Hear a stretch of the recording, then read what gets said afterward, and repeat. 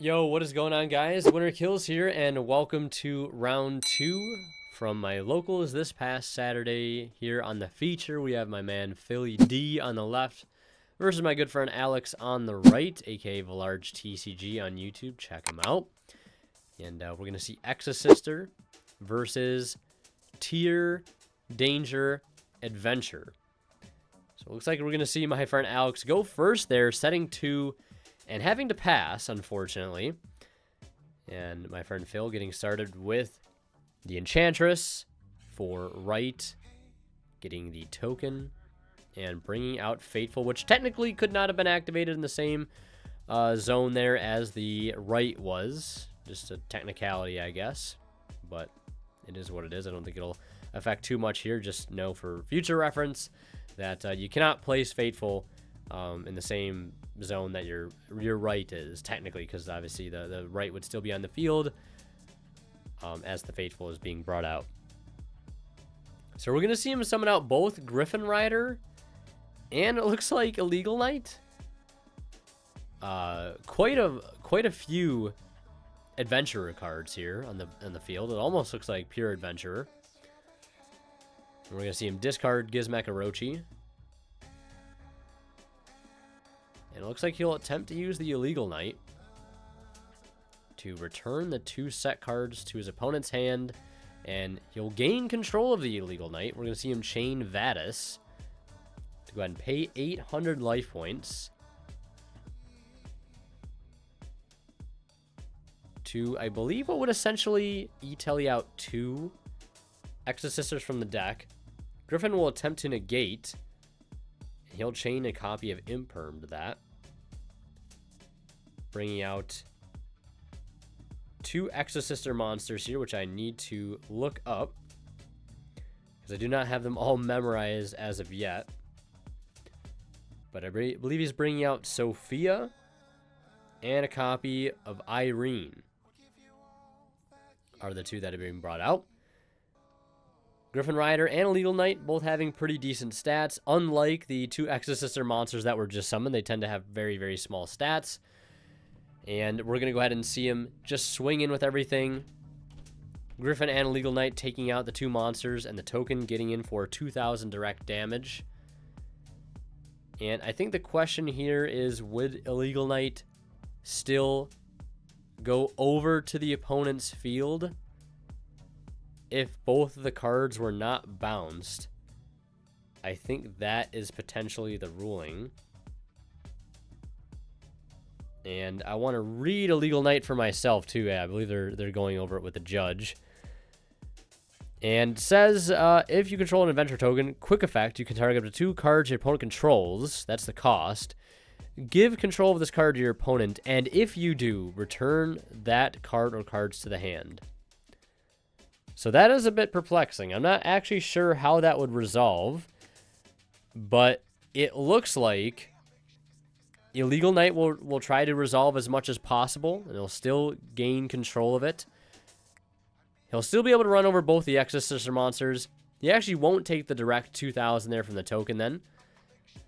And he'll just equip the Draco back, bouncing the Illegal Knight back to his opponent's hand. We're going to see my friend Alex go Dark Ruler into Mystic Mine, into Pass Turn, into whoops, forgot about Draco back, and that is game 1 right there, as he draws Perla Rhino for turn. So yeah, I remember sitting next to my friend Alex when that happened. That's just very unfortunate. I definitely would have done something like that myself. You just kind of forget about Draco back, chilling there in the back line. Being a direct out as it is to Mystic Mine. Would have been a good 2-card combo there had that Draco back not been in the back line. So we're on to game 2. Quick shout out to Imperium Duelist, guys. Check them out, the link below. And don't forget to use my discount code WinnerKills10 off at checkout to save 10% off your entire order and support the channel. In the process, we're going to see Alex lead here with a Starlight Martha into, I think that's Ellis. I can definitely recognize Martha and Ellis. Outside of that, I think I still struggle a little bit. Yeah, so Exosister, Martha, and Ellis, the beautiful Starlight rare. And we'll see what the play from here is going to be. I think typically they do go into the Caspatel, which is kind of like a Rhoda, if you will, for the deck and the extra deck. Attach material from this card. Add an Exosister monster from your deck to your hand. So that could just be, again, a free search opportunity. Now, Exosister does have an incredibly favorable Tearlament matchup because a lot of the Exosister monsters, the main decked ones, have an effect that say if your opponent moves a card out of the grave, except during the damage step, you can special summon one from your extra deck, one Exosister monster using this face-up card you control as material. So they can just basically, you know, you move something out of the grave via Tearlament fusion effect. Okay, I Exi summon into an Imperm, into a Banish, right? Like a Michaelis or the I think it's Jabreen. Yeah, Jabreen, which is like an Imperm sort of. So you just kind of get to plus for free off of them resolving their teeter effects, which is very nice. And I know there's an in-archetype Dweller, I believe. We're going to see resolve Pax, though, paying 800 to search. And then we're going to see him go into Michaelis. And Michaelis is going to attempt to add an Exosister spell or trap. His opponent will chain Havness. Havness will whiff, getting rid of a Droplet, a Super Poly, and an Evenly Match. Would have been some really strong board breakers. Also, I'm not sure how I feel about Evenly and Havness in the same deck. That just seems like very contradictory deck building. And we're going to see Michaelis' other effect now. If you control this card that was Ixie summoned this turn by using an Exosister monster material, quick effect, you can target one card your opponent controls or in the graveyard, banish it. So he's just going to go ahead and use the banish there on the Havness. Might as well, because again, you can only use it the turn that it is summoned. So it's kind of a use it or lose it thing. You might as well just use it on the Havness, clear it off field, even with one less thing to work with. But then again, we are now playing into Evenly Matched. We're going to see him normal summon the Sophia, use its effect to draw a card, and then special summon out Ellis, since he does control another Exosister monster.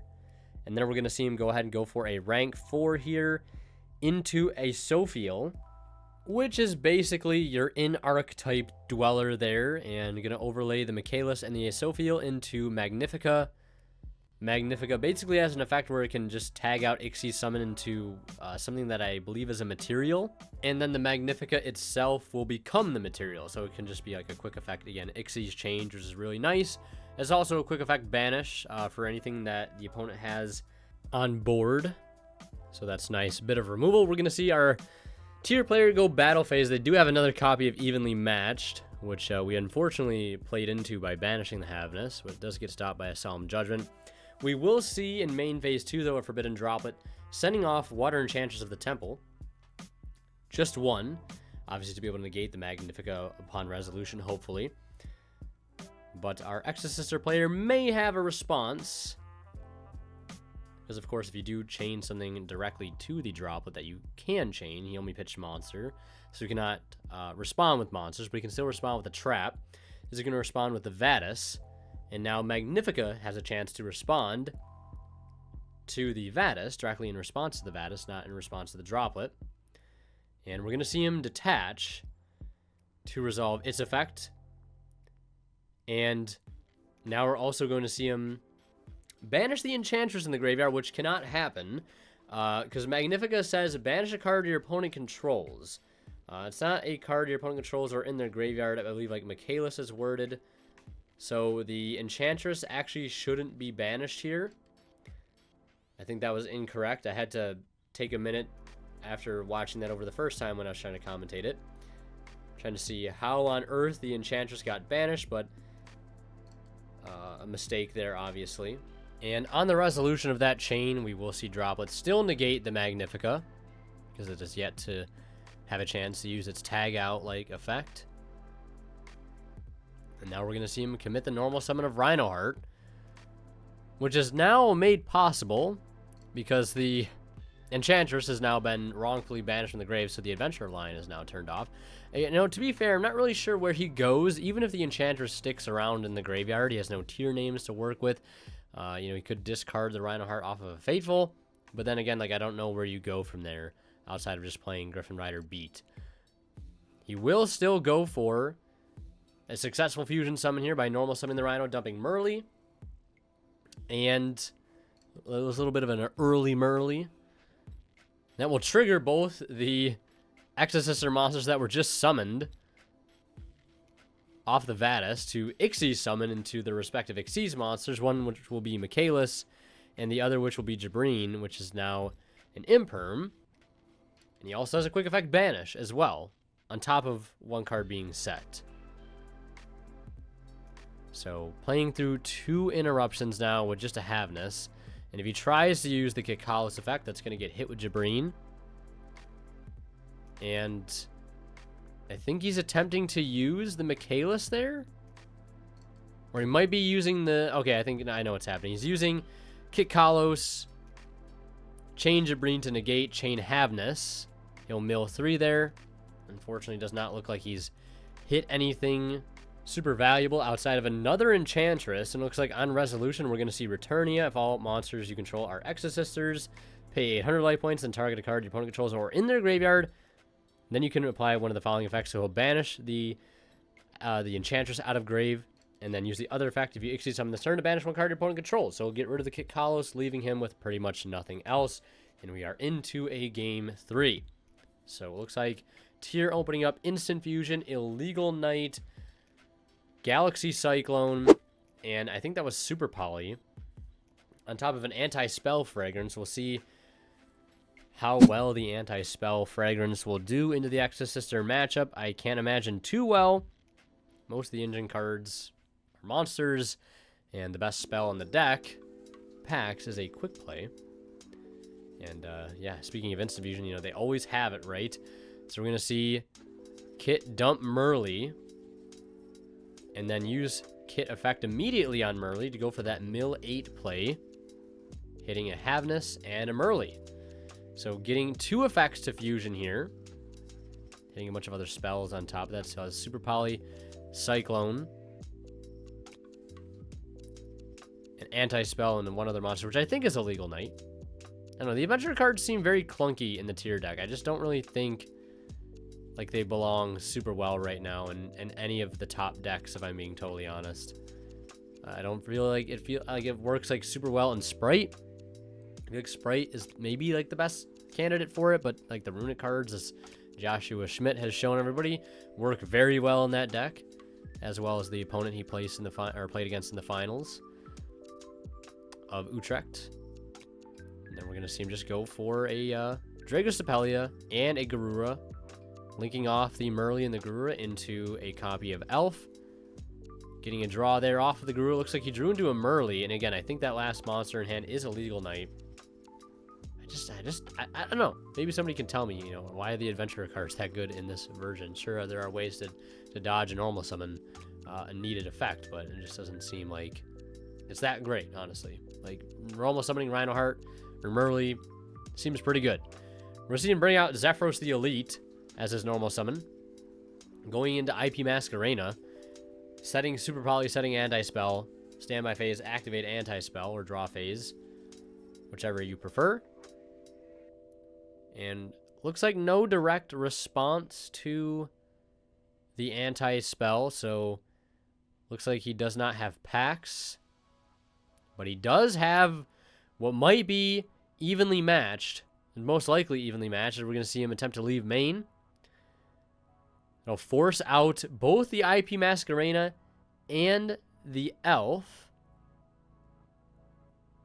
Not using the Merly effect there because you don't really want to mill into something to fusion, because then you're not going to use it because you want to get as many things off your field as possible.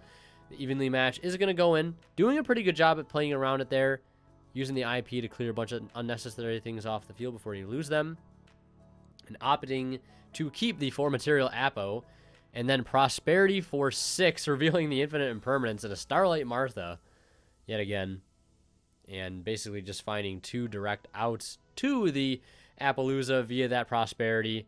Half damage, sure, that's fine, but now you've just completely FTK'd that entire first turn board, thanks to Evenly Imperm. One hell of a combo. We're going to see him go ahead and activate Pax, grabbing the Martha effect in hand to go ahead and special summon out itself and Ellis. And then this is just going to be pretty much access to full Exosister combo, overlaying into Michaelis, activating its effect to go ahead and detach and search out an Exosister spell or trap. adding a copy of Vadis, which is just going to be good sort of crowd control next turn against this type of deck. And if he moves anything out of the grave, that will trigger both names that he summons off the Vadis to go ahead and Xyz summon into whichever, you know, Exosister Xyz he needs for the situation. We're going to see him go ahead and normal summon. I think that's Irene. No, it's not Irene. It's Stella. And then Stella is going to go ahead and special summon out the Ellis. He'll gain 800. And then he's going to go ahead and Xyz summon out a copy of Asophiel. And then overlaying the 2 into Magnifica. Setting a card. And after banishing the Appaloosa as well with Michaelis and getting in for half damage because of the Prosperity. Well, he already used his battle phase, so there's no damage there. So yeah, if he would have dealt damage, it would have been halved, obviously, but had to use the battle phase because of the evenly matched. We're going to see him pass turn there. Galaxy Cyclone will fire on the Vadis. It's going to force it out immediately to go ahead and bring out 2 names from the deck. I mean, honestly, the sooner the better. Might as well make him use the Galaxy Cyclone, though.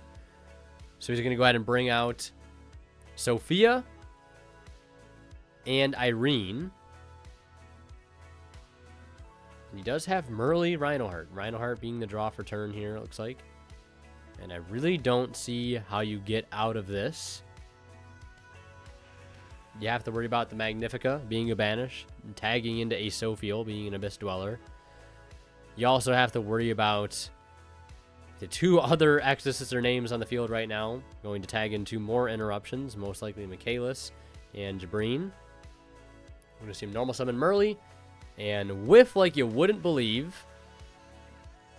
And, I mean, what do you really do here? I mean, I don't know also why we're not going to just normal summon the Rhinoheart as, you know, being a direct way to fusion, although I don't think it matters. So you see Exosister take the match there 2-1. And, yeah, Exosister proving why they have a really strong matchup, as they are a very anti-graveyard deck. So that's going to do it. Hope you guys enjoyed. And last but not least, a huge shout out goes to our Divine Level channel members who are Pony Start, Cadillacs84, Justino, and HCH Cyber. Thank you guys so much, as always, for extremely kind and very, very generous support of this channel.